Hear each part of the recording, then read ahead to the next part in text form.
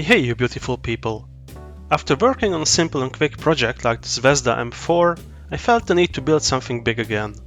While the Type 94 was not big at all in real life, it's quite a huge kit, at least this 16th scale Takom one is for sure.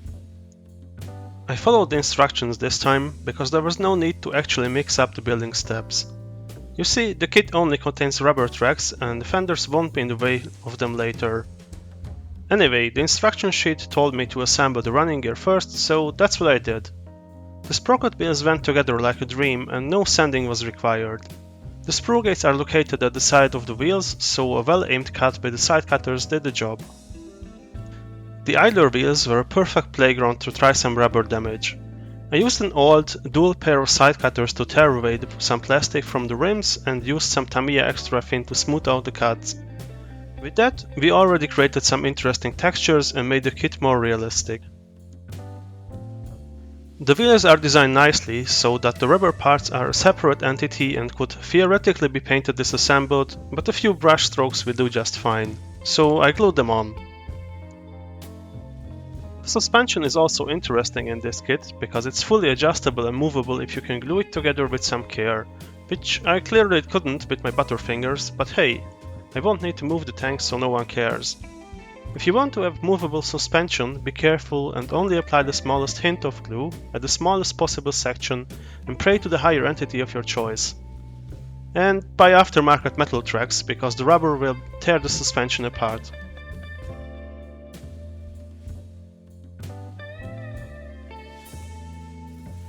The back part of the hull is simple as well, missing some welds and flame cut marks, but it will do just fine without them for me.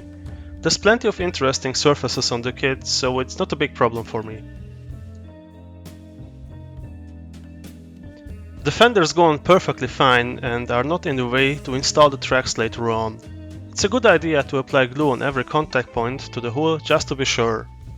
The already attached shovel and pickaxe are really huge in 16th scale and I can't wait to finally paint them. The jack contains 2 strips of photo edge, they went on without any issue either. The protective mesh of the exhaust is also included in the kit, but for now I will only bend it to form with the included plastic part for it. I will attach it after I painted the tank because the exhaust is painted and weathered more easily this way. The multi-part exhaust goes like this and gives plenty of surface to weather and detail. The cover of the exhaust pipes goes in place wonderfully.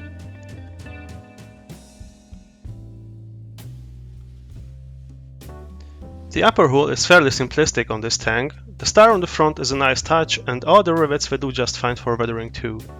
The cover for the vents is too simple in my opinion, but I still had to close it off for the figure to fit in place. The fit of the upper hull was great, but I needed to pry apart the lower hull a little bit to fit it in.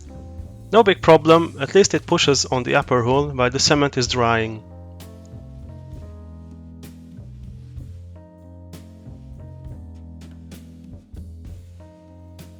The turret is also fairly simple in design and contains about 4 made parts. The 2 sides of the turret will need some sanding and filling with putty, but that's not a huge issue since it will get some texture with putty later on.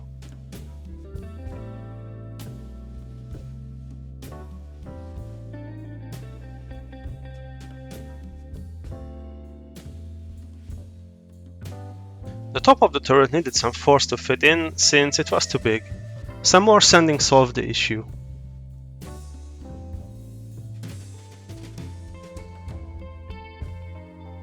The 7.7mm machine gun is really well detailed and is the main armament of this thing. Not a big gun, but I guess the Type 94 doesn't need to show off. It's a good idea to re-drill the venting holes on the top and bottom after gluing and sanding the mantle of the gun.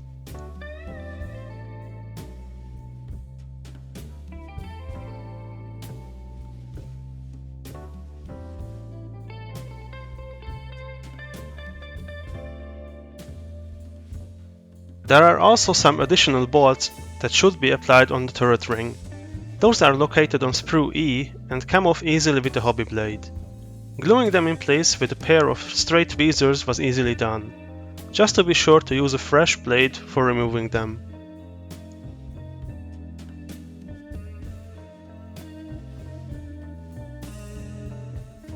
In goes the hatch on the rear of the turret. I decided to leave all hatches closed because I will just do a simple diorama if I even build one in the first place. So no need to complicate things.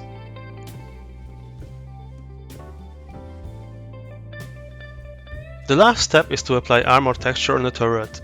In the photos I could find, the turret had a lot more texture than any other part of the tank had, so I decided to replicate the texture. This is simply done with Tamiya grey putty mixed with extra thin cement. The glue can be applied with a brush with stippling.